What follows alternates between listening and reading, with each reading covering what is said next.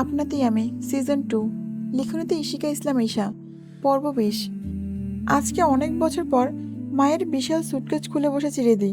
ছোটবেলায় মা বলতো, এই যে আমার আম্মা যান, আপনি যখন বড় হবেন তখন এই সুটকেসে যা আছে তার সবটাই হবে আপনার। ছোট রিদি মনে করতো এর মধ্যে হয়তো অনেক খেলনা বা চকলেট আছে, তাই তো সবসময় মায়ের কাছে বায়না করতো এটা খুলে দেওয়ার জন্য। কি কি আছে সে দেখবে। কিন্তু তার মা বিনিময়ে হেসে বলতো, আমার মা আগে বড় হন আপনি, যখন সব বুঝতে ও জানতে শিখবেন তখন না হয় এর মধ্যে করে সবকিছু তোমার হবে। আমার ছোট্ট মাটা আমার জীবন সম্পর্কে জানতে পারবে। আম্মা, আপনি তো এখন অনেক ছোট, আপনাকে ছেড়ে যেতে আমার ভীষণ কষ্ট হবে। আম্মা, নারেছেনা ধন আপনি আমার, আমার যে কত বছরের সাধনার ফল আপনি। দিদির ছোট্ট মুখটা তখন ড্যাব ড্যাব করে মায়ের দিকে তাকিয়ে থাকতো। সে বুঝতে ব্যর্থ হতো মায়ের কথা, কিন্তু ছোট্ট হৃদু এই সুটকেস খুলে নিয়ে যখন জেদ করতো, দিয়ে আরও কথা বলতো। কিন্তু ছোট হৃদু আর কার সব মানতো। সে জেদ ধরতো ভীষণ, তখন দিয়ে তাকে এটা ওটা বলে ভুলিয়ে দিত।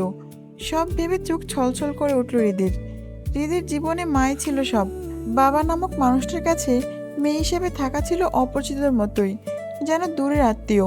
কিন্তু হৃদি তার রক্ত বহন করছে, তার বায়োলজিক্যাল ফাদার। হাহ, হায় রে জীবন। হৃদির চোখ মুখ মুছে দাদির দেওয়া চাবি দিয়ে সুটকেস খোলার চেষ্টা করে, কিন্তু পুরনো সুটকেসটা কেমন জং ধরা। হৃদির আগে অনেকবার খোলার চেষ্টা করেছে, কিন্তু তার কাছে এটার কোনো চাবি ছিল না। সে জানতো না চাবিটা তার দাদি লতিফা বেগমের কাছে ছিল। কাল হুট করে সুটকেসের চাবিটা দিয়ে বলল, তোর মায়ের আমানত ছিল চাবিটা। দিয়ে বলেছিল সে যদি না থাকে তবে তার ঋতু বড় হওয়ার পর চাবিটা যেন তাকে দেই। আমার সেদিন মনে হয়েছিল তুই বড় হয়েছিস, তোর বাপের কাজের জন্য মুখের উপর যোগ্য জবাব দিয়েছিস, তাই ভাবলাম এবারে আমানত তোকে বুঝিয়ে দেওয়া উচিত। রিদি দাদির কথা প্রথমে অবাক হয়েছিল, পরক্ষণে আবার খুশিও হয়ে যায়। বুঝ হবার পর মায়ের সুটকেসটা খোলার চেষ্টা কম করেনি, তবে সাধারণ সুটকেসের মতো না, একটু আলাদা টাইপের পাসওয়ার্ড সেট করা। রিদির চাবি ঢুকিয়ে কিছুক্ষণ টানাটানি করতেই সুটকেসের লক খুলে গেল। লক খুলে এবার বেরিয়ে এলো ছোট্ট একটা মেশিনের মতো। কিছু আছে এখানে লেখা, 0 থেকে 9 ডিজিট। রিদি চরম অবাক হলো, এটা কি তবে সাধারণ সুটকেস না? রিদি বুঝলো এখানে পাসওয়ার্ড দিতে হবে, কিন্তু এখানে আবার কোন পাসওয়ার্ড দিবে। এটা ভাবতে দেখে চাবির উপর কয়েকটা ডিজিট লেখা। রিদি ডিজিট পাসটা টাইপ করতেই লক খুলে যায়। রিদি হতবাক হয়ে তাকায়, এমন ব্যাগ সে জন্মেও দেখেনি। মা এমন ব্যাগ পেল কোথায়? রিদি দীর্ঘশ্বাস ফেলে উপরের কাপড় সরালো। সবার প্রথমে নজর এলো ছোট্ট ছোট্ট কয়েকটা জামা, হাতে ক্রুশো করা কয়েকটা জামা দেখে বুড়ো কুচকে তাকালো রিদি।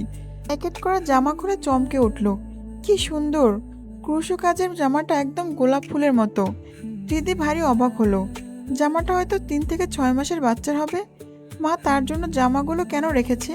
এগুলো কার? রিদির ভাবনার মাঝে জামার ভেতর থেকে একটা কাগজ পড়লো। হলুদ রঙের কাগজটা হাতে নিতেই বুঝলো কাগজটা অনেক পুরনো। ভাঁজ খুলতে গুটি গুটি অক্ষরে কিছু লেখা রয়েছে। হাতে এত সুন্দর লেখা দেখে রীতি অবাক হলো। মায়ের হাতের লেখার উপর গড়িয়ে পড়লো কয়েক ফোঁটা পানি। রীতির ঠোঁট ছোঁয়ালো লেখার উপরে, ছলছল চোখে পড়লো লেখাটুকু, কাঁদিস না মা, তুই যে আমার মা। মা কখনো কাঁদে না। রীতি চমকে উঠল, মা কি করে জানতো সে কাঁদবে? আচ্ছা, মারা কি আগে থেকে সব বুঝে যায়? রিদির চোখ মুছে আবারও পড়তে লাগলো, এই ড্রেসগুলো তোর ছোট্ট বলার, আমি খুব যত্ন করে নিজের হাতে বানিয়েছিলাম তোর জন্য, রেখে যাচ্ছি তোর মেয়ের জন্য। অবাক হচ্ছিস তাই না তোর মেয়ের কথা বলতে? ইনশাল্লাহ, আল্লাহর ইচ্ছে সব হবে। শক্ত করে জামাগুলো বুকে জড়িয়ে ডুকরো কেঁদে উঠল রিদি। মা কেন তার পাশে নেই? কেন আল্লাহ কেন তার মাকে নিয়ে গেল? রিদি কাঁদতে কাঁদতে জামাগুলো ভাঁজ করে রাখলো। পাশেই বড় একটা অ্যালবাম। রিদি অ্যালবাম খুলতে দেখলো পুরো অ্যালবাম জুড়ে তার ছবি। একটা ছবিতে সে দাদুর কোলে বসে আছে, হাতে তার বিশাল সাইজের চকলেট। সে ওটা সামলাতে ব্যস্ত, ছোট্ট হাতে চকলেট খানা যেন ধরছে না, তবুও সে বুকের সাথে চেপে ধরে আছে। আর দাদু হাস্যোজ্জ্বল মুখে তাকিয়ে আছে হৃদির দিকে। আরও একটা ছবিতে সে দাদির সাথে, দাদির হাতে খাচ্ছে কিছু, সম্ভবত পিঠা হবে। লাল টুকটুকে একটা টুপি পরনে। হৃদির ভীষণ অবাক হলো, প্রতিটি ছবি তার খুব ইউনিক মোমেন্টে তোলা। যেমন সে দাঁড়াচ্ছে, খেলছে, ফুল ছিঁড়ছে, পানির সাথে খেলছে, কখনো হাসছে, কখনো কাঁদছে, আবার কখনো মুখ ফুলিয়ে রেখেছে। দু একটা ছবি বাদে সবই তার ছবি, যেন কেউ খুব শখ করে আর যত্ন করে হৃদের প্রতিটি মুহূর্ত ক্যামেরাবন্দি করেছে। তবে আরও একটা ছবিতে সে বাবার কোলে, বাবার চুল ধরে টানছে আর রূপেশ হাসছে। হৃদের ছবিটা দেখে অবাক হয়ে চেয়ে রইল। সে কখনো বাবার স্পর্শ বা ভালোবাসা পেয়েছে বলে মনে হয়নি। আরও একটা ছবি, যেখানে কাঁথায় মোড়ানো একটা বাচ্চা কোলে অপলকে সেই বাচ্চার দিকে তাকিয়ে আছে। মিষ্টি একটা মেয়ে, মা মেয়ের প্রথম সাক্ষাৎ হয়তো। হৃদি যেন দেখলো প্রতিটি জীবন্ত ছবি। প্রায় 60 থেকে 70টার বেশি ছবি ছিল। এরপর এক কোণায় দেখলো একটা বড় সাইজের ডায়েরি। হৃদি কৌতূহলী হয়ে ডায়েরি হাতে নিল। ডায়েরির নিচে কয়েকটা সুন্দর সুন্দর শাড়ি। হৃদি বের করলো শাড়িগুলো। শাড়ির নিচে পুরনো কাগজের চিরকুটাতে লেখা, মায়ের শাড়ি মেয়ে পরলে নাকি মেয়েরা বড় হয়ে যায়। আমার হৃদু কি পরবে মায়ের শাড়ি? হৃদি আবার ডুকরে উঠল। সে পরবে মায়ের শাড়ি। শাড়ির ঠিক নিচে একটা কাপড়ে আচ্ছাদিত কিছু একটা বের করে আনলো হৃদি। কাপড় সরাতে একটা ফটো ফ্রেম বেরিয়ে এলো। রঙিন ফটোতে অনেক মানুষ দেখল হৃদি। অবাক হয়ে দেখল আভিজাত্য বাড়ির মতো মহল পিছনে। সেখানে চেয়ারে বসে আছে এক মধ্যবয়স্ক পুরুষ। পুরুষটির পাশে দাঁড়িয়ে আছে একজন রমণী। রমণীর পাশে অল্প বয়সী এক কন্যা। আর পুরুষটির কাঁধে হাত রেখে দাঁড়িয়ে আছে দুষ্টশীতে একটা কিশোরী মেয়ে। আর নিচে বসে আছে একটা গম্ভীর মুখ ছেলে। হৃদি খুঁটি খুঁটিয়ে দেখলো। দুষ্ট হাসির মেয়েটাকে চিনে নিল হৃদি। মা, হ্যাঁ তার মা। আর কাউকে তো চিনল না। আচ্ছা, এরা মায়ের পরিবার, মানে তার নানু। হৃদি ভাবলো, সে তো শুনেছে তার মায়ের কেউ নেই, বাবা মা কেউ নেই। তবে এই ছবি। হৃদি সাইডের জায়গা থেকে বের করলো একটা ফাইল। সেখানে রয়েছে কিছু কাগজপত্র। হৃদি সেসব দেখলো না, তেমন করে রেখেই আবারও তাকালো ছবির দিকে। মায়ের কিশোরী বয়সের ছবি, সাথে তার মিল শতাধিক। তপ্ত দুপুরে রীতি বিরক্ত হয়ে কলেজের মাঠে বসে আছে। সামনে বসে তখন থেকে দাঁত কিলিয়ে হাসছে নীর। নীরের হাসিতে রীতির বিরক্তকর ভাবটা আরও বাড়ল। কটমট করে বলল, হাসা বন্ধ কর। নীর তবুও হেসে হেসে বলল, বেচারার জন্য আমার ভীষণ কষ্ট লাগছে ঋদু। হৃদি কটমট করে বলল, থামবি? আচ্ছা ঋদু, তোর বিয়ের সাথে দেশ রসাতলে যাওয়ার সম্পর্ক হাসিব ভাই ব্যাখ্যা করলো না কেন? হৃদি বিরক্ত চোখে চেয়ে নীরের সামনে দিয়ে হাঁটা ধরল। এই মেয়ে এখন তাকে জ্বালিয়ে মারবে, অসহ্য। নীর হৃদির চলে যাওয়া দেখে হেসে হেসে ওর পিছু নিল। কিন্তু কিছুক্ষণ আগের ঘটনা মনে হতেই দমফাটা হাসি আসছে তার। নীর আর হৃদি ছোটবেলা থেকে একসাথে পড়াশোনা করেছে। ছোটবেলা থেকে দুজনে পাক্কা সখী। হৃদিদের বাড়ি ছেড়ে কিছুটা ভেতরে নীরদের বাসা। বাবা মা ভাই নিয়ে তার পরিবার। নীরের বাবা সবজি ব্যবসা করে। ফুলতলি গ্রামের বাজারে তার বড় সবজির দোকান। নীর হাস্যোজ্জ্বল একটা মেয়ে। সিরিয়াস মোমেন্টেও তার হাসা লাগে। নীরের ছোট ভাই নীরব ক্লাস 8-এ পড়ে। আর সে হৃদির সাথে ইন্টার সেকেন্ড ইয়ারে পড়ছে। যদিও হৃদি প্রথম বর্ষে শহরের কলেজে গেছে, এরপর ট্রান্সফার করে ফুলতলি গ্রামের কলেজে ভর্তি করেছে তার বড় চাচা।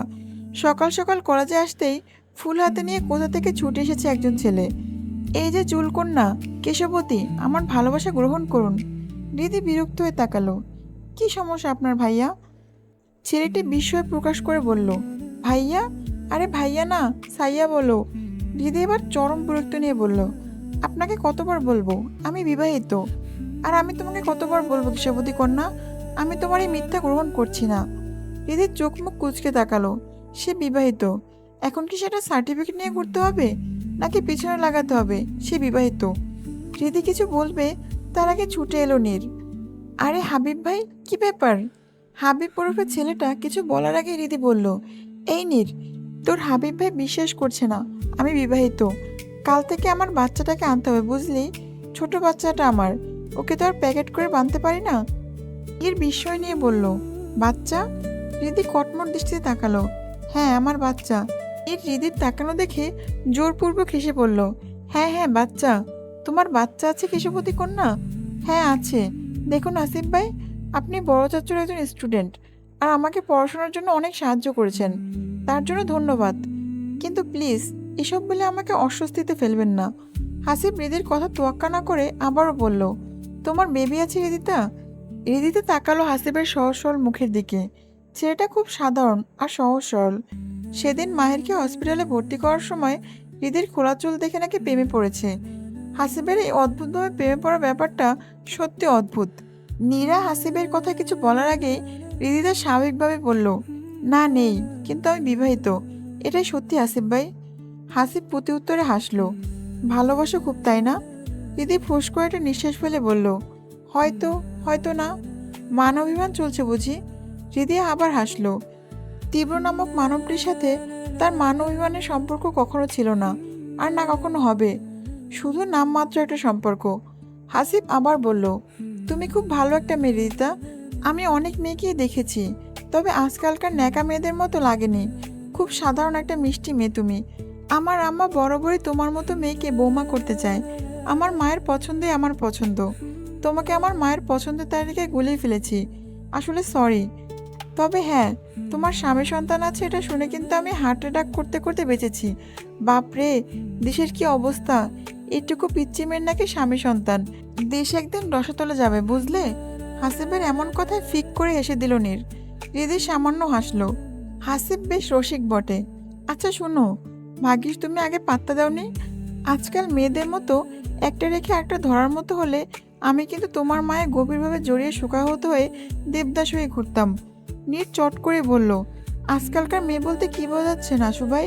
হাসিব চট করে উত্তর দিল, ওই যে তোমার বান্ধবী প্রিয়ার মতো। আমার বন্ধুটাকে কি ছ্যাঁকাটাই না খাওয়ালো। আহ, দুঃখ পেয়ে আমার বন্ধুটা ছেড়ে চলে গেল। নীর বিস্ময় নিয়ে বলল, মরলো কবে? আহা, মেয়ে মানুষ। আরে আমার বোন মরেনি, দেশ ছেড়ে গেছে। তা আপনিও বুঝে চলে যাবেন? হাসিব হাসলো। হ্যাঁ চলে যাব, তবে দেশ ছেড়ে না। আপাতত গ্রাম ছেড়ে শহরে যাব। কেন, দিদির জন্য? হাসিব ভুরু কুচকে বলল, মেয়ে তুমি বুঝলেন বেশি বোঝো। আমার চাকরি হয়েছে, তাই মাকে নিয়ে শহরে যাব। মা ছাড়া আমার পৃথিবীতে কেউ নেই।